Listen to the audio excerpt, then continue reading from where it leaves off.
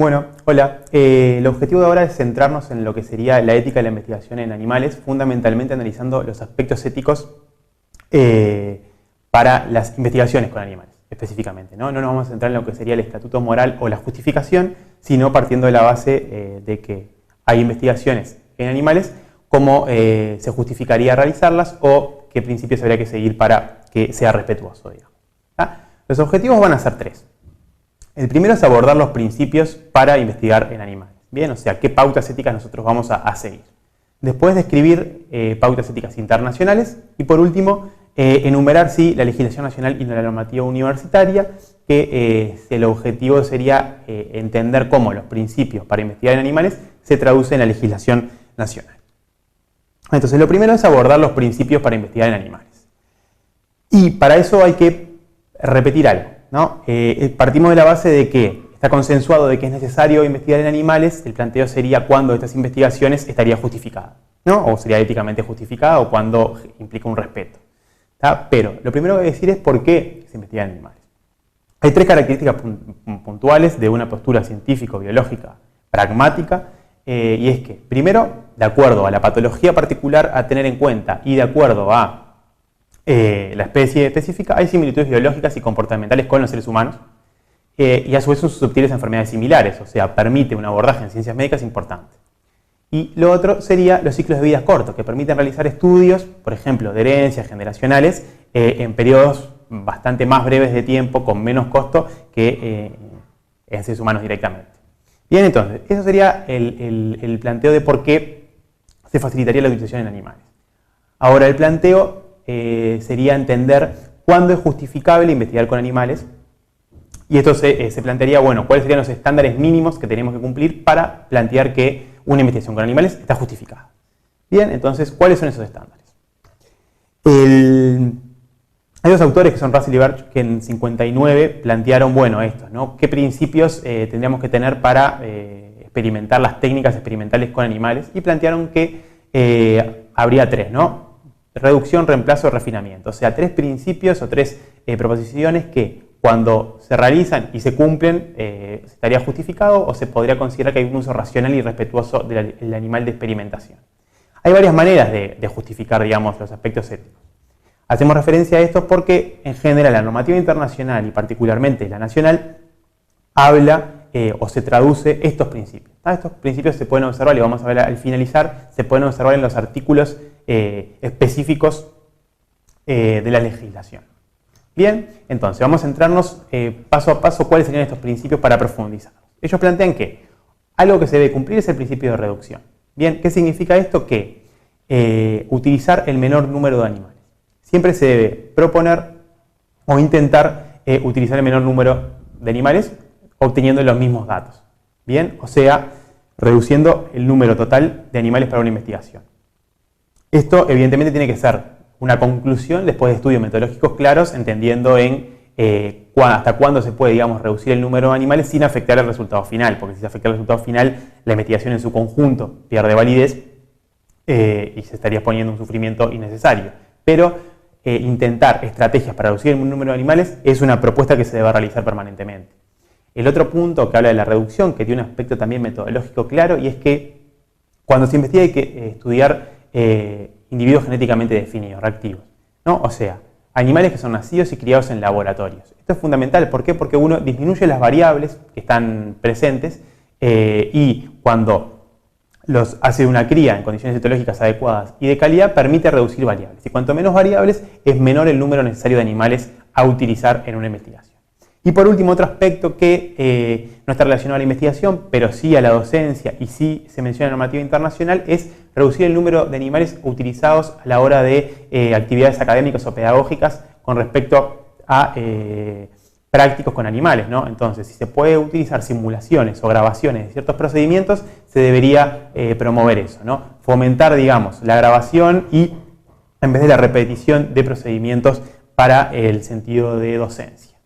Y por último, que tiene un sentido fundamentalmente también de una justificación ética, es que si se puede utilizar un animal, que es la reducción filogenética, ¿no? Si se puede utilizar un animal en una escala inferior, se debería hacerlo. ¿Esto qué plantea? Bueno, plantea que un animal en una escala inferior puede considerarse que tiene un sistema nervioso central menos desarrollado y evidentemente puede sentir menos dolor o menos sufrimiento.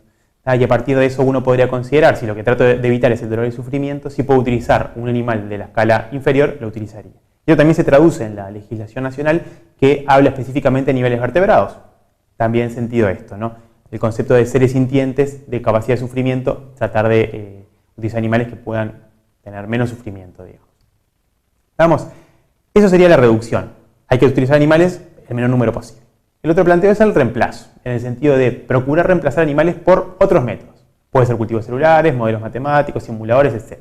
Entonces ahí es que surge toda una gama y variedades de reemplazo para investigar animales. Puede ser un reemplazo relativo, por ejemplo, sacrificar un animal para obtener un tejido y a partir del tejido hacer diversas investigaciones, o un reemplazo absoluto, ¿no? Como se menciona previamente, modelos matemáticos, simuladores.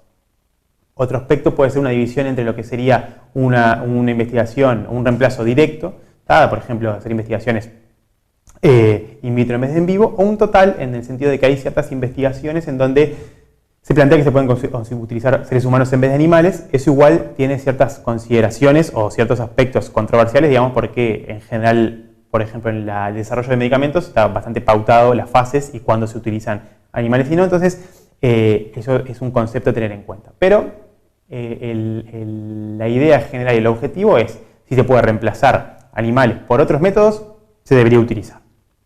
Y por último es el refinamiento, que de nuevo, el refinamiento tiene una justificación ética clara, pero una justificación metodológica. Lo primero es que si partimos de la base del reconocimiento del dolor, el sufrimiento y el estrés, lo que se deben utilizar son técnicas y procedimientos que lo reconocen, lo minimizan y lo evitan, promoviendo el bienestar.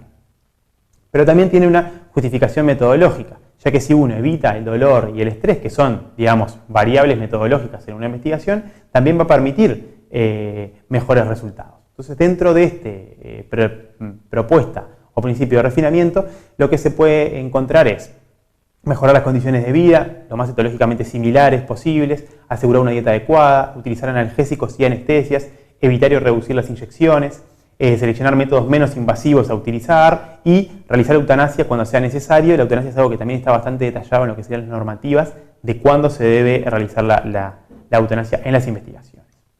Bien, entonces, esos son los principios establecidos que se aplican en general o son las bases de las normativas internacionales. Ahora vamos a basarnos un poco en lo que serían las normativas.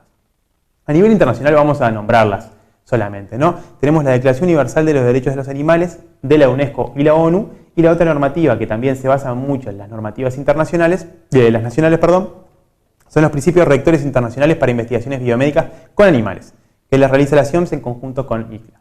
Después, la Asociación Médica Mundial tiene una declaración particular sobre el uso de animales, pero las dos primeras son las que más son el sustento, digamos, para las normativas aplicables a nivel nacional. Bien, entonces ahora sí vamos a enumerar la legislación nacional, la normativa y mencionar algunos aspectos puntuales relevantes. Como normativa particular hay tres a tener en cuenta: la Ley de Protección y Bienestar y Tenencia de Animales, los procedimientos para la utilización de animales en actividades de experimentación, docencia e investigación científica, y por último, la ordenanza sobre el uso de animales. Bien, nosotros vamos a centrarnos ahora en lo que serían los procedimientos para experimentación, docencia e investigación, porque son los que son más detallados, digamos, son los más que se aplican y son más específicos a la hora del planteo de esta temática. Bien, hay que mencionar algo en un principio. ¿A qué se hace referencia? Bueno, se hace referencia a todas las actividades de las ciencias básicas, ciencias aplicadas, desarrollo tecnológico, biotecnológico, producción, control de calidad de drogas, medicamentos, alimentos, inmunobiológicos, dispositivos e instrumentos. O sea, lo que abarca, digamos, son las actividades animales bastante amplias. Y el otro punto que está relacionado a lo filogenético, que está relacionado al reconocimiento de seres sintientes, está relacionado al concepto del desarrollo del sistema nervioso central y la capacidad de sentir dolor, es que esta normativa especifica animales vertebrados, o sea, animales con un sistema nervioso central. ¿Por qué? Porque considera todo esto, ¿no? Capaces de sentir sufrimiento y dolor. No se enmarcan dentro de estas normativas animales con diferentes características de la escala filogénica.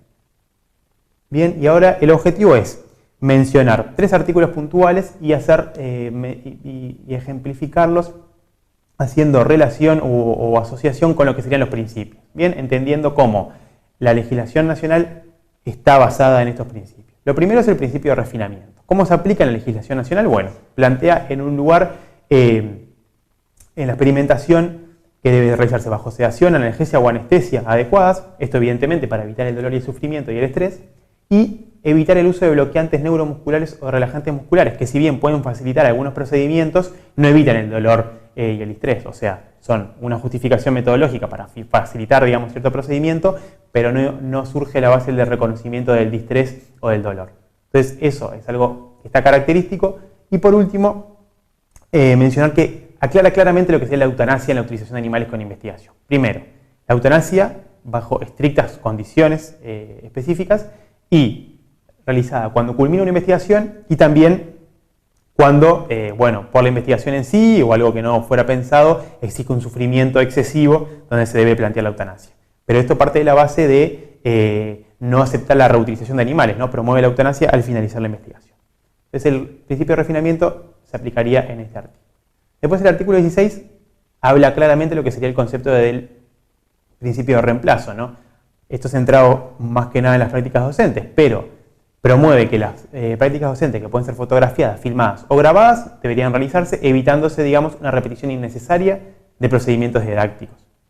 ¿Vamos? Y por último, otro principio que se traduce en un artículo específico es la reducción, o sea, que se promueve tanto el número de animales a ser utilizados como el tiempo de duración, ¿está? En un mínimo, es el mínimo indispensable para producir un resultado concluyente. Entonces se promueven estas dos cosas, la reducción del número y del tiempo, pero siempre entendiendo de que es necesario un resultado concluyente, si no, la investigación en sí pierde sentido.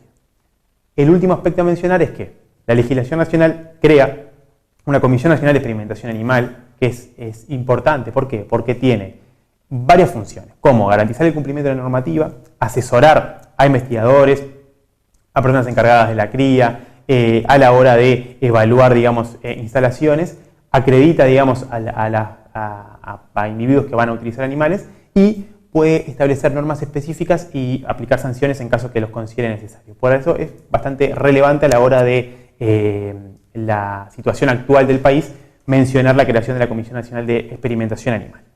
Y por último, esta es la bibliografía que se utilizó específicamente para la temática actual, ¿no? De los aspectos éticos de la investigación con animales. Muchas gracias.